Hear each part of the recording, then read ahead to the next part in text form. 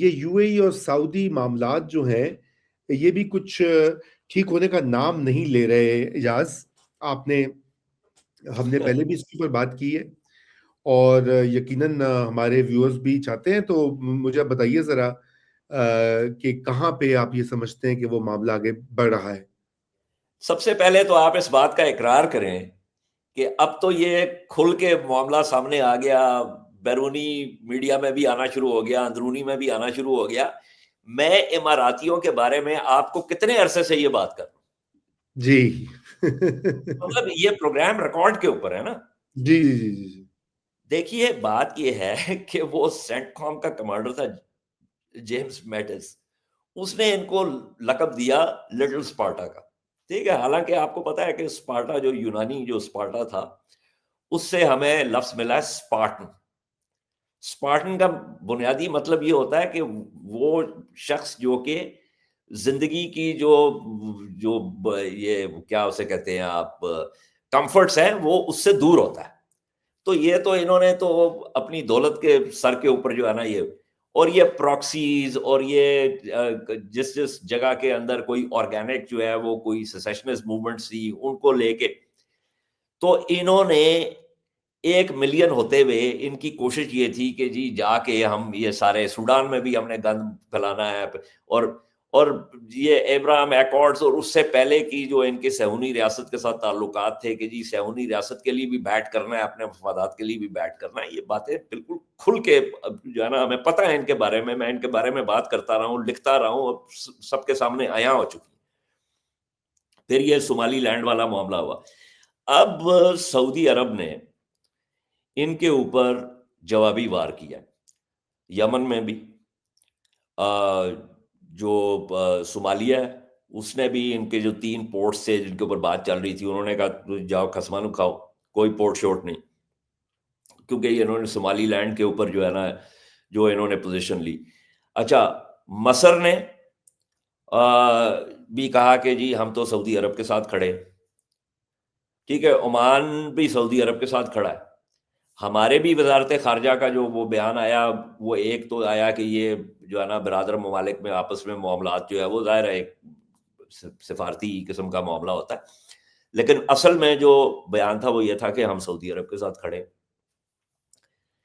तो ये जो इनकी इक्विटीज थी, ये Aahista Aahista they have started losing those equities. और भारत ने क्या किया? भारत ने भी कहा कि जी असि सोमालीलैंड नहीं कबूल करना। हालांकि भारत जो है वो भी सहूनी रियासत के साथ ऐसे चिपका हुआ है, लेकिन उसको ये भी पता है कि उसकी भी इक्विटीज है ना, सऊदी अरब के साथ है और दूसरे ममालिक के साथ है, तो वो उन्होंने कहा कि जी हम इस चक्कर में नहीं पड़ते। तो ये इनको एक जो है हजीमत उठाना पड़ी है, और अब भी वक्त है, अब भी वक्त है कि ये इनको अकल आ जाए।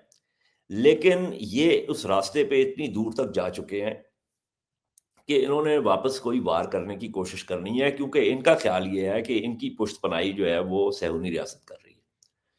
और सहूनी रियासत के का भी मैं आपको बार बार ये कहता रहा हूं कि सहूनी रियासत का भी एक बुनियादी मकसद और मंशा ये है कि मशरक़ वुस्ता में जो है वो खून खराबा हो, और जो हुकूमतें हैं, रियासतें जो हैं, उनका भी कोलैप्स हो। ईरान में भी यही चाह रहे हैं ना। देखें, ये रिजीम चेंज की जो बात होती है क्या है?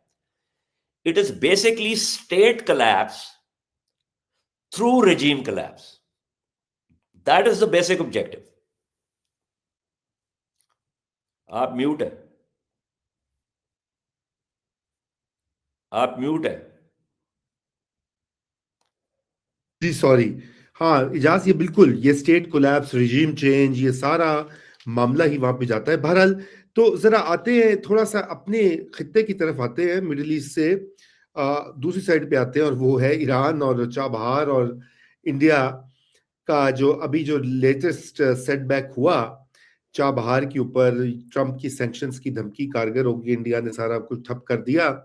और बड़ी इंटरेस्टिंग बात है कि कुछ इंडियन नजाद मुबस्सिरीन जो है अमेरिका में, वो भी ये कह रहे हैं कि जी पिछले चंद सालों में, बल्कि पिछले चंद साल के 2025 वो तो वाज द पीक, कि इंडिया की जो मिलिट्री, इकोनॉमिक और टेक्नोलॉजिकल पावर जो है उसकी लिमिट्स, उसकी जो हदूद है उसका इजाफा हो गया। देखिए एजाज, आपको भी अच्छी तरह मालूम है, आपका बहुत लोगों से इंटरेक्शन रहता है, मैंने तो किताब भी लिखी हुई है इंडिया के ऊपर। जब भी आप बात करते थे वो पिछले 10-15 साल से एक बयानिया था कि जी हम बहुत आगे हैं, फिर हम मिडिल पावर बन गए हैं, अब हम सुपर पावर की दौड़ दौड़ में आ गए हैं। अब पहले रीजनल पावर था, अब वो ग्लोबल पावर के विश्वा गुरु, और ये कहते जी आप क्या है। लेकिन ये जो एक साल गुजरा है, बल्कि 8-10 महीने, इसमें लिमिट्स वाजे हो गई हैं। और चाह बाहर का एग्जाम्पल जो है कि India can not prevail over the world economic power, nor can it prevail over China even, जो कि नेबर है और जितनी बड़ी वो कितने ट्रिलियन की इकोनॉमी है।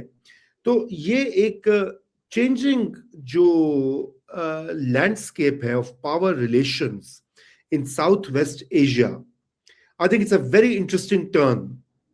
तो थोड़ा सा इसको बताइए, किस तरह से आप देखते हैं, क्या ये चाइनीज पावर जो है वो उसकी जो प्रोजेक्शन हो रही है, ये उसके मुकाबले में इंडिया की पावर अब कम दिखाई दे रही है या असली दिखाई दे रही है?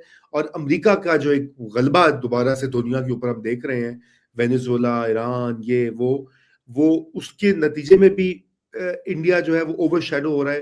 What's going on here? देखिए, बात ये है कि भारत जो था ना, वो उसकी मिसाल ऐसे थी कि एक फीलस डोमेस्टिकस जो बिल्ली होती है, वो अपने आप को फुला-फुला कर फीलस लेओ जो है वो बनाने की, जो शेर होता है, ठीक है? वो कोशिश कर रही थी। और लेकिन उसके पीछे कुछ हकीकतें भी थी, और वो हकीकतें ये थी कि बहुत बड़ी तादाद में जो है वो स्टूडेंट्स जा रहे थे अमेरिका की यूनिवर्सिटीज़ में। अमेरिका की यूनिवर्सिटीज़ में फैकल्टी के ऊपर बहुत जो है वो भारतीय निजात जो है वो लोग, या भारतीय निजात अमरीकी जो है वो बैठे हुए थे। इसी तरह थिंक टैंक्स में बैठे हुए थे। इसी तरह क्लिंटन के दौर से शुरू हो गया कि भारत और अमेरिका का एक आपस में जो है वो जुड़ाव है। तो आपको मालूम है, मुझे भी मालूम है, हम दोनों थिंक टैंक्स में काम कर चुके हैं। वी नो कि ये ब्लॉब किस तरह काम करता है, और इनसाइड द बेल्टवे क्या मामलात होते हैं, और फंडिंग्स जो हैं वो कहाँ से आती हैं। रिलायंस की चेयर्स बन गई, टाटा की चेयर्स बन गई। वो चेयर्स जब बन जाती हैं तो फिर वो चेयर्स, ये तो नहीं टाटा की चेयर के ऊपर जो लोग बैठे होंगे या जो बंदा बैठा होगा वो ये तो नहीं कहेगा कि जी देखें जरा, हम एक मारूजी तकाबली जायजा लेते हैं पाकिस्तान और भारत का। उसका तो काम ये है कि फंडिंग उसको क्या कह रही है, फंडिंग उसको ये कह रही है कि तुमने एक नुक्ता नजर जो है वो बढ़ाना है। सही। तो ये एक पूरा जो है ना, एक ताश के पत्तों का घर जो है वो बनाया गया था। हम्म। ठीक है। अच्छा, उसके पीछे असल में भारत की ताकत नहीं थी, उसके पीछे अमेरिका की ताकत थी। राइट। और वो जिस वक्त भी, और ये सहूनी रियासत के साथ भी यही है, सहूनी रियासत की के पीछे भी जो असल ताकत है वो अमेरिका की है। जिस दुरुस्त। दिन अमेरिका हाथ खींच लेगा तो वो भी ताश के पत्तों की तरह ढेर हो जाएगी। अब हुआ ये कि बावजूद, चूंकि ट्रंप ने आके मामलात जो है वो बिगाड़ दिए, हम इसके बारे में बहुत दफा बात कर चुके हैं, इसलिए उस तफसील में जाने की जरूरत नहीं है। तो यकायक भारत को पता चला कि जनाब, हम तो कोई नेट सिक्योरिटी प्रोवाइडर नहीं है, और हम तो कोई बहुत बड़े जो है ना तुरम खान नहीं है। हम तो एक मिडिल पावर है कि जिसके 400 मिलियन लोग जो हैं वो गुर्बत की लकीर के ऊपर खड़े हैं या उससे नीचे।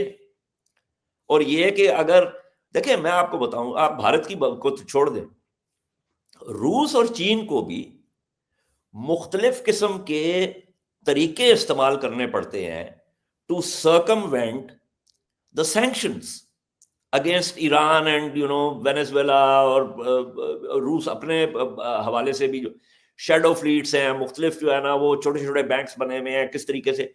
हालांकि ब्रिक्स के अंदर अब उनकी पूरी कोशिश है कि डी डॉलराइजेशन की जाए, करेंसी स्वॉप्स हो रहे हैं, लोकल करेंसीज की बात हो रही है। दिसंबर में ये बात हुई कि वो एक ब्रिक्स जो है वो अपनी करेंसी निकालेगा जिसका नाम उन्होंने यूनिट रखा है।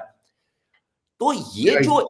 80 साल से बैनुल अक़वामी फाइनेंशियल इंस्टीट्यूशन जो हैं, और उसके बाद जब ये जो निक्सन शॉक हुआ उसके अंदर गोल्ड से हटके जो डॉलर के साथ जो हुआ, तो वो एक डॉलर की वेपनाइजेशन हो चुकी है, वो जब भी आप सैंक्शन करेंगे। इसी तरह पेट्रो डॉलर का जो मामला है 1974 में जो हेनरी किसिंजर का किंग फैसल बिन अब्दुल अजीज के साथ जो मामला हुआ, जिसके अंदर हुआ कि जी आपने तेल जो है वो डॉलर में जो है वो ट्रेड करना है।